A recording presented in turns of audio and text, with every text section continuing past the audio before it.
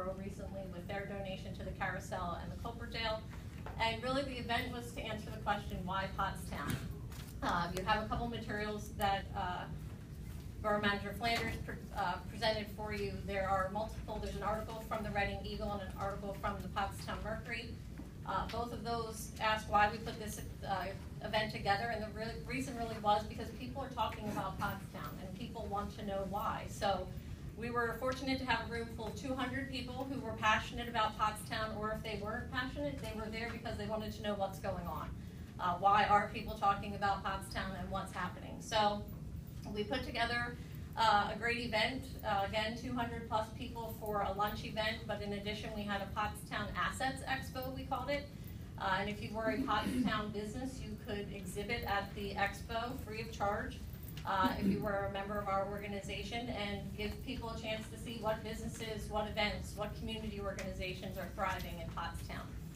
That portion of the event, we were at Sunnybrook, which is the largest venue we can possibly get in this community.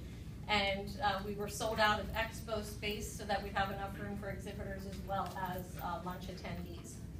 In addition to Mark, Peggy Lee Clark, who serves as the interim executive director for Paid Inc., presented, and we released the newest edition of Momentum, which you also have a copy of. In addition, handouts that we presented, there was an agenda obviously for the event, but on the back of the agenda it listed all of the exhibitors as well as our sponsors. Again, it was a very well supported event. And then in addition, we had a handout that was some Pottstown statistics with the borough's contact information and Paid's contact information, because if you weren't there with the knowledge of Pottstown, we wanted you to walk away with the resources to be able to get the information you needed. In addition, Dr. Sparagano, when he was with the school district, and Mark, and I believe John Armato, put together some reasons on why Pottstown for a previous joint meeting. So they were we were happy that they were willing to share those with us, and we included those on the back of one of the handouts. In addition, you have tonight an additional handout, like loving to throw paper at you, but we wanted you to know PCTV was there. They actually taped the event for us. It's already been aired 5 times on PCTV, and you have a listing of the additional times when it will be airing.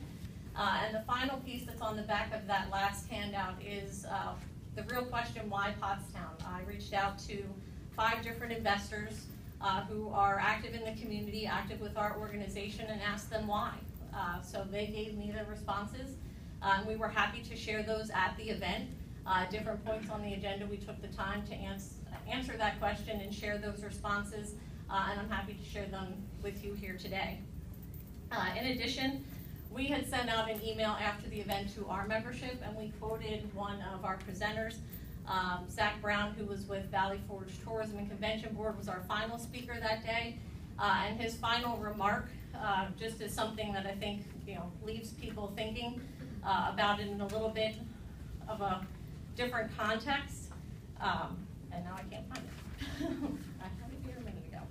He basically said, that we're not waiting for Pottstown to become a destination. Pottstown already is a destination. So we were happy to be able to tell that story and look forward to doing it again next year. So thank you again for the opportunity to be here tonight. Thank you, Eileen.